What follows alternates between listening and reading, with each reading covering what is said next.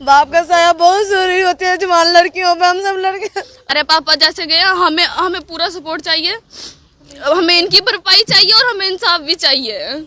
उनकी वजह से पूरी फैमिली में बर्बाद हो गई। बाप का साया चला गया ना, हमारा कोई भाई भी नहीं है। हमारे पापा हमारे लिए सब कुछ थे, कमाते थे, खिलाते थे, हमें आज तक हमें कोई पढ़ा चीज लिखा की के कमी लायक नहीं बनाया। जब शादी करने की हमारी बारी आई, हमारे लिए कुछ करने की बारी आई, तो वो चले गए।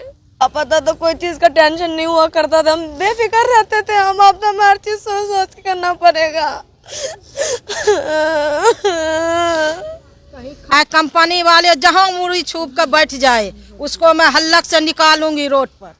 वो समझ ले कंपनी वाले के मतलब हम बाहरी हैं, तो इसके मतलब हम मरे हुए ना। हम भी इंडिया के आदमी हैं, भी इंडिया के आदमी। ये बात नहीं हम गरीब हैं तो हम मरे नहीं हैं, लेकिन हमारे लिए रोड जिंदाबाद है। हम रोड का ब्लॉक जरूर करेंगे। ये थी बच्चियां मोहम्मद रुस्तम की, और इन बच्चियों को इंसाफ चाहिए। ये इंसाफ का गुहार लगा रही हैं। उनकी धर्मपत्नी भी मेरे साथ खड़ी हैं, ये 3 बच्चियां भी मेरे साथ खड़ी हैं। उनकी धर्मपत्नी का कहना है मेरी बेटी जवान है, हम तैयारियां कर रहे थे और आने वाले समय में हमने इसकी शादी करनी थी, लेकिन उसी के बीच में एक हादसा होता है और मोहम्मद रुस्तम की मौत हो जाती है। और आज उनके 40 दिन बनाए जा रहे हैं। मैंने पहले दिन भी इनकी कवरेज की थी, आपने देखा था किस प्रकार सिसकियों से रो रही थी ये बेटी और अपने पिता को याद कर रही थी। आज मैं स्वांखा मोड़ में पहुंचा हूं और ये गुहार लगा रही हैं, कम से कम हमसे कोई मिलने तो आए, कम से कम हमसे कोई बात तो पूछे। किस प्रकार एक पत्नी कह रही है कि मेरी बच्चियों का पालन पोषण मैं कैसे करूं, ये सर का साया नहीं रहा और इन बच्चियों के सर से उनके पिता का साया उठ गया। कमेंट बॉक्स में अवश्य लिखिएगा इन बच्चियों के बारे में, इन पिता की बच्चियों के बारे में। पापा की परी, पापा की परी, पापा की परी। जब पापा ही ना रहे तो परी क्या करे। नमस्कार दोस्तों, आप देख रहे हैं जम्मू ट्रिब्यून और मैं अजय सलाथिया। दोस्तों इस समय मैं स्वांखा मोड़ में मौजूद हूं, जिला सांबा के अंदर। मैं आपको बता दूं मोहम्मद रुस्तम की खबर आपने हमारे माध्यम से देखी होगी। स्वांखा मोड़ में मोहम्मद रुस्तम वो व्यक्ति था जो रजाइयाँ बनाने का काम करता था। आप मेरे माध्यम से देख रहे हैं मशीनें लगी हैं, यहीं पर रुई का काम होता था और वहाँ पर बाहर जो रजाइयाँ बेची जाती थी। ये छोटा सा घर आप देख रहे हैं और इसी घर के अंदर ये रहते हैं।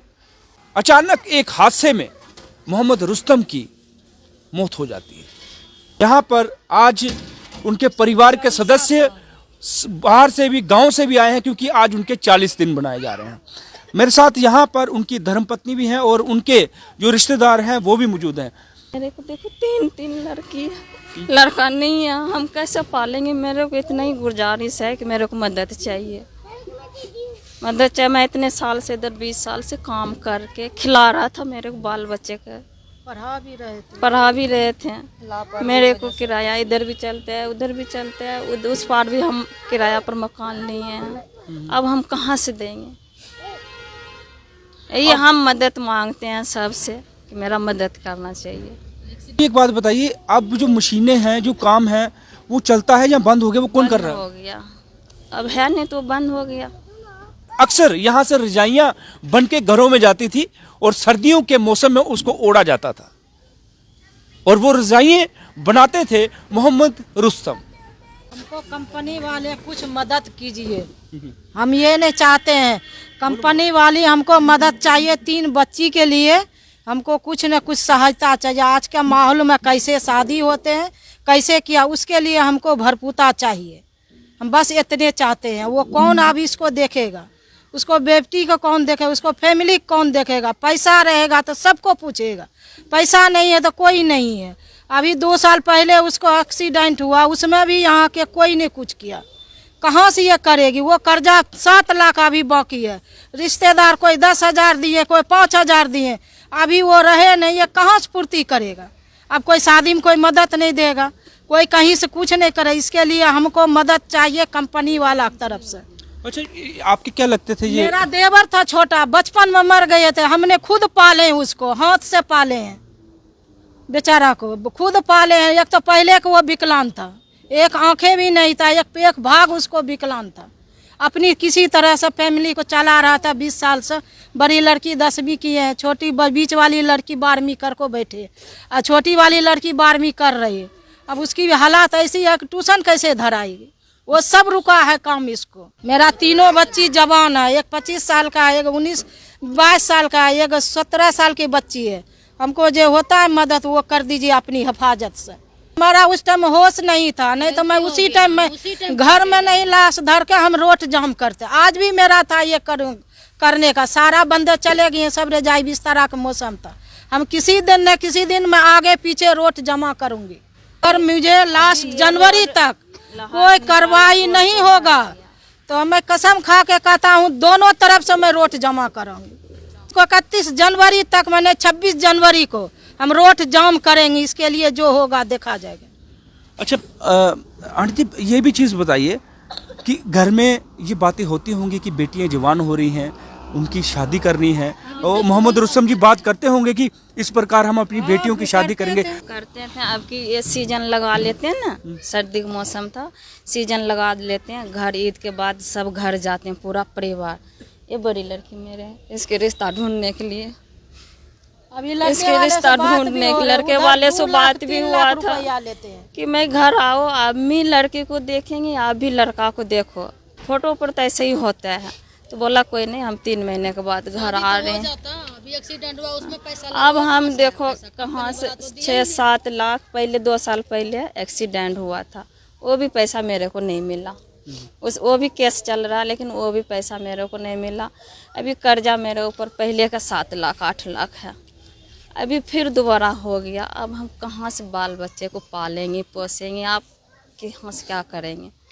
कि मम्मा बता रहे हैं कि शादी की तैयारियां करने के लिए थे, लेकिन उसके एक हादसा होता है और आपके पापा की जो है मृत्यु हो जाती है, क्या कहेंगे? क्या बोलूं मैं, पापा थे तो बहुत सारा था, पापा नहीं है तो कुछ नहीं है। बच्चे सोते नहीं है, पूरे रात रो के। पापा भी ना कुछ सही नहीं है, लापरवाही की वजह से मेरा पापा चला गया। अगर सेफ्टी का हो सकता तो मेरा पापा मेरे पास होना था। यहाँ से जनता भी कोई सेफ्टी का मर्ज नहीं, कोई कुछ नहीं। उस रास्ते से मैं खुद उस दिन शाम को गुजर के आई थी, मैं खुद दुआ करी थी उसमें कोई गिरे ना।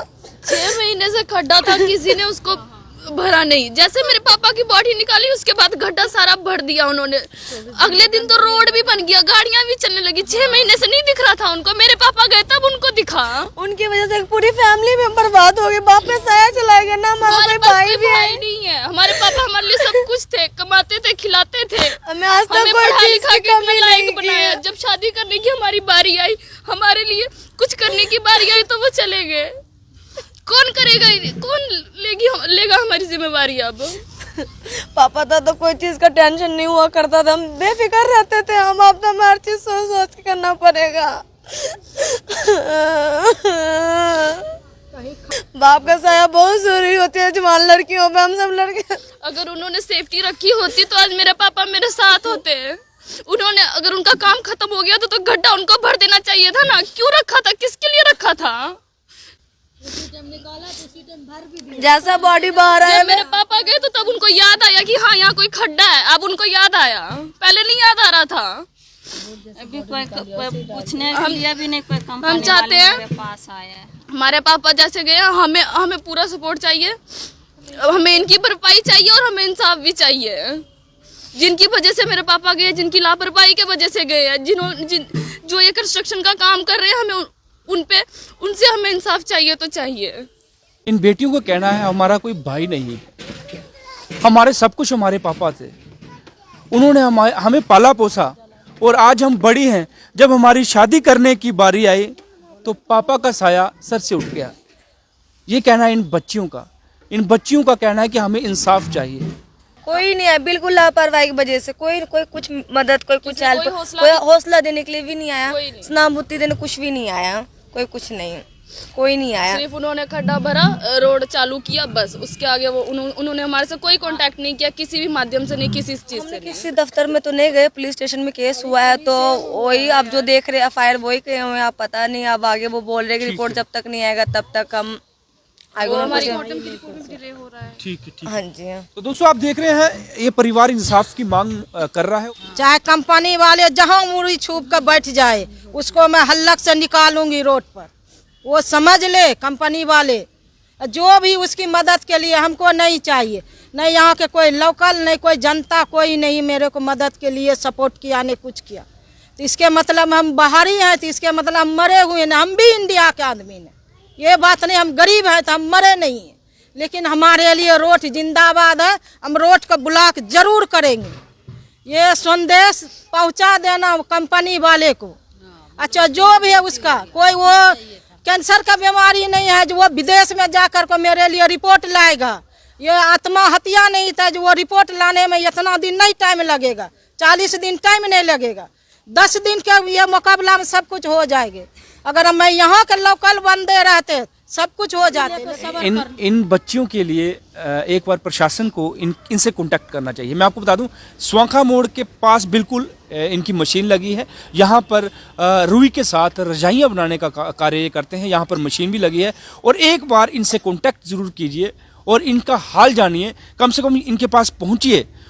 जाएंगे वहाँ पर, देखते क्या होता है वहाँ पर जाकर। हम अपनी बात रखेंगे कि हमारे साथ ऐसा ऐसा हुआ है, अब हमें इंसाफ दीजिए। हम उनसे एक बार जरूर मिलेंगे जाके। तो दोस्तों ये थी बच्चियां बिहार की, ये थी बच्चियां हिंदुस्तान की, ये थी बच्चियां एक पिता की, ये थी बच्चियां मोहम्मद रुस्तम की। और इन बच्चियों को इंसाफ चाहिए, ये इंसाफ का गुहार लगा रही हैं। उनकी धर्मपत्नी भी मेरे साथ खड़ी हैं, ये 3 बच्चियां भी मेरे साथ खड़ी हैं। उनकी धर्मपत्नी का कहना है मेरी बेटी जवान है, हम तैयारियां कर रहे थे और आने वाले समय में हमने इसकी शादी करनी थी, लेकिन उसी के बीच में एक हादसा होता है और मोहम्मद रुस्तम की मौत हो जाती है। और आज उनके 40 दिन बनाए जा रहे हैं। मैंने पहले दिन भी इनकी कवरेज की थी, आपने देखा था किस प्रकार सिसकियों से रो रही थी ये बेटी और अपने पिता को याद कर रही थी। आज मैं स्वांखा मोड़ में पहुंचा हूं और ये गुहार लगा रही हैं, कम से कम हमसे कोई मिलने तो आए, कम से कम हमसे कोई बात तो पूछे। किस प्रकार एक पत्नी कह रही है कि मेरी बच्चियों का पालन पोषण मैं कैसे करूं, जिसका पालन पोषण उनके पिता करते थे। मेरे सर का साया नहीं रहा और इन बच्चियों के सर से उनके पिता का साया उठ गया।